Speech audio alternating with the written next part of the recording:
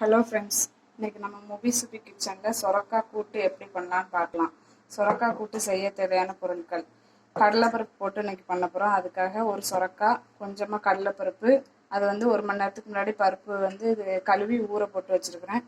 கொஞ்சமாக பெருங்காய பொடி, அரைக்கிறதுக்கு தேவையான தேங்காய், 2 பச்சை மிளகா, கொஞ்சமாக ஜீரகம். இது சொரக்காயும் பருப்பும் கூட போட்டு வேக வைக்கிறதுக்கு ஒரு பெரிய வெங்காயம். இது தேங்காய் கூட அரைக்கிறதுக்கு சின்ன வெங்காயம். தேவையான அளவு உப்பு, தாளிக்கிறதுக்கு தேவையான எண்ணெய். இப்போ வாங்க எப்படி செய்யலாம்னு பார்க்கலாம். இப்போ கடலைப்பருப்பை குக்கரில் போட்டு சொரக்காயும் போட்டுக்கிறேன். சொரக்காய் கழுவி நல்லா கட் பண்ணி கழுவி வச்சுருக்கிறேன். அதையும் போட்டு ஒரு பெரிய வெங்காயத்தையும் கட் பண்ணி போட்டுக்கிறேன்.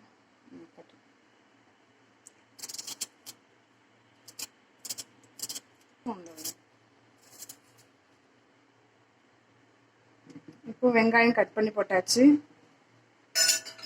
இதில் அந்த பருப்பில் ஊற்றின எண்ணெய் தான். எண்ணெய் தண்ணி ரொம்ப ஊற்றாண்டாம், கொஞ்சமாக எண்ணெய் ஊற்றிக்கலாம்.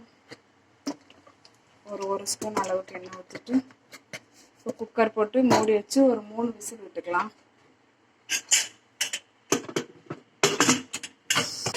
ஒரு 3 விசில் விட்டுக்கலாம். வேகட்டும், விசில் வரட்டும் பார்க்கலாம். இப்போ கூட்டுக்கு தேவையான மசாலா அரைச்சி எடுத்துக்கலாம். கொஞ்சமாக தேங்காய், 2 பச்சை மிளகாய், 1 ஸ்பூன் ஜீரகம், ஒரு 4-5 சின்ன வெங்காயம்.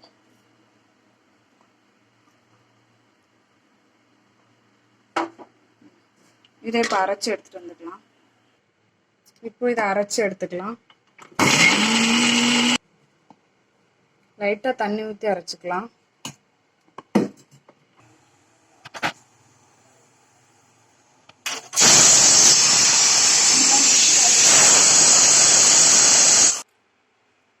இப்போ ஏர் போயிட்டு ஓப்பன் பண்ணிட்டு அரைச்சி வச்சுருக்க மசாலா போட்டுடலாம். தேங்காய், ஜீரகம், பச்சை மிளகாய், சின்ன வெங்காயம்.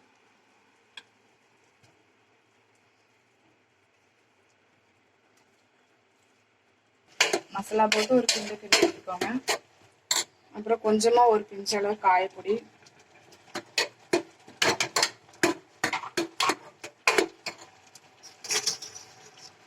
தேவையான அளவு உப்பு. அவ்வளோதான். உங்கள் காரம் தேவையான மிளகாய் போட்டுக்கோங்க. தேங்காய் எண்ணெய் ஊற்றினா நல்லாயிருக்கும். ஒரு 10 நிமிஷம் கொதிக்கட்டும். இப்போ கூட்டு ரெடி ஆயிடுச்சு. இதுக்கு தாளிப்பு ரெடி பண்ணிடலாம்.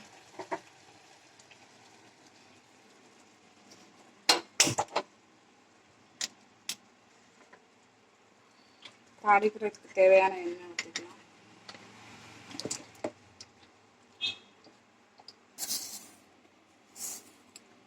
ஒரு ஸ்பூன் அளவு கடுகு போட்டுக்கலாம். கடுகு பொரியட்டும். இது கொஞ்சமாக மல்லியில போட்டு வச்சுக்கலாம். அங்கே கடுகு பொரிஞ்சிட்ருக்கு. கடுகு பொரியட்டும். மல்லியில போட்டு லைட்டாக கிண்டிடலாம்.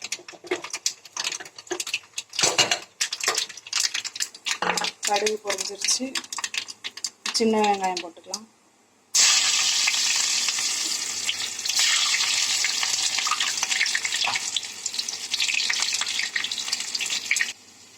வெங்காயம் ரெடியாச்சு. கருவேப்பிலை போட்டு அடுத்து ஆக்கிக்கலாம். இப்போ தாளிச்சு போட்டுக்கலாம்.